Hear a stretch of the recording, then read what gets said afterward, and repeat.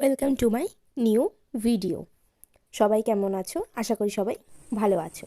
আজকে তোমাদের সাথে শেয়ার করব বাড়িতেই খুব তাড়াতাড়ি চিকেন স্যুপ। খুব তাড়াতাড়ি হবে, খুব টেস্টি খেতে হবে। আর সবজি তো সব রকম সবজি দিয়েই করা যায়। আমি আজকে দিয়েছি বাঁধাকপি, বিনস, গাজর। আমি অন্যবার বিনস, গাজর, ক্যাপসিকাম, একটু আলু সব কিছু দিয়েই করি। তো আজকে বাঁধাকপিটা দিয়ে প্রথম আমি করছি। বাঁধাকপিটা দিয়ে করি না আমি সাধারণত, তো আজকে বাঁধাকপি দিয়ে করছি। মাংসটা আমি একদিকে একটু সেদ্ধ করে নেবো, খুব একটা সেদ্ধ করব না, বাট খানিকটা সেদ্ধ করবো যাতে মাংসগুলো আমি ছিঁড়ে নিতে পারি। মাংসগুলো সেদ্ধ করে সেই জলটা কিন্তু আমি রেখে দেবো স্যুপে, লাস্টে আমি অ্যাড করব। এখানে দেখতেই পাচ্ছ তেলের মধ্যে আমি দিয়েছি একটা দারচিনি আধখানা করে, একটা এলাচ, একটা লবঙ্গ, আর এখন দিয়ে দিয়েছি খানিকটা পেঁয়াজ কুচি। পেঁয়াজ কুচিগুলো ভালো করে ভেজে, দেখতেই পাচ্ছ স্যুপ যেহেতু খুব একটা ঝাল হয় না বা ঝাল খাই না, তার জন্য একটাই কাঁচা লঙ্কা চিড়ে দিয়ে দিয়েছি। এদিকে মাংসটা আমার প্রায় সেদ্ধ হয়ে এসেছে, আর একটু হাই করে মাংসটাকে ফুটিয়ে আমি কিন্তু নামিয়ে নেব। এদিকে পেঁয়াজটা ভাজা ভাজা, খানিকটা লাল ভাজা ভাজা হয়ে এলেই বাঁধাকপিগুলো দিয়ে দেবো, কারণ বাঁধাকপিটা নরম হতে তো একটু সময় লাগবে। ক্যাচ করলে বাবার ভালো লাগে না, তাই বাঁধাকপিটা দিয়ে নেড়ে এর মাঝখানে বাঁধাকপির মধ্যে নুন দিয়ে দিয়েছি। নুন দেওয়ার পরে বাঁধাকপিটা আরও ভালো করে নাড়বো। বাঁধাকপি দেওয়ার পরে বাঁধাকপি কিন্তু কমে একদম অল্প পরিমাণে হয়ে যায়। তারপরে বিনস আর গাজর কুচিটা আমি দিয়ে ভালো করে ভেজে নেব। আর ভাজার সময়তে খানিকটা একটু নুন দিয়ে দেবো। আর মাংসটা সেদ্ধর সময় কিন্তু আমি গোলমরিচের গুঁড়ো আর নুন দিয়ে সেদ্ধ করেছি। দেখতেই পাচ্ছ মাংসটা কিন্তু আমি ছিঁড়ে নিয়েছি, গরম ছিল তাই চামচে করে ছিঁড়ে নিয়েছি, কাঁটা চামচ আর একটা নর্মাল চামচ দিয়ে।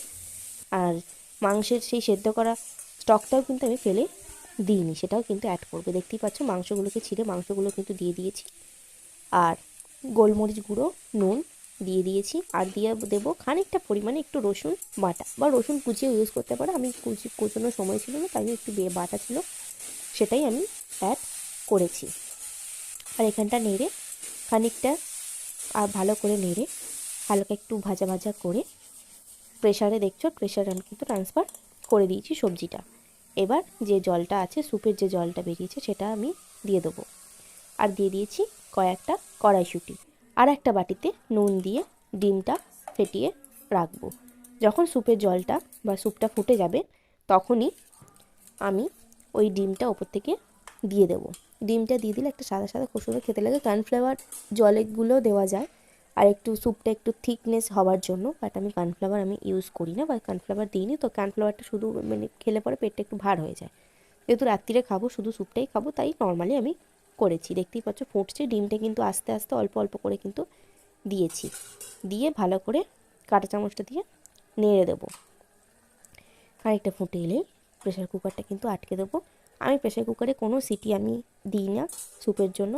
আমি হাতে গোনা 5 থেকে 7 মিনিট আমি ওয়েট করি। 7 মিনিট পরে আমি কিন্তু গ্যাসটা অফ করে দিই, আর গ্যাসটা একদম কমিয়ে আমি রেখে দিই।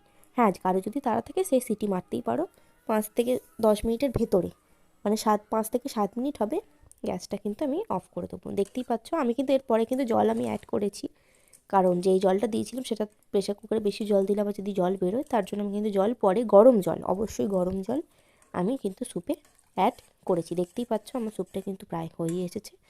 একটুখানি খালি ফুটিয়ে নেব, ফুটিয়ে নিয়েই কিন্তু নামিয়ে নেব। ব্রেকফাস্ট এ দেখো রাত্রিরে আজকে যাই হোক ডিনার করছি, রাত্রে ডিনারে করছি স্যুপ আর পাউরুটি খাওয়া হয়েছে। আর আমার ব্লগগুলো কেমন লাগছে সেটা কিন্তু অবশ্যই জানিও।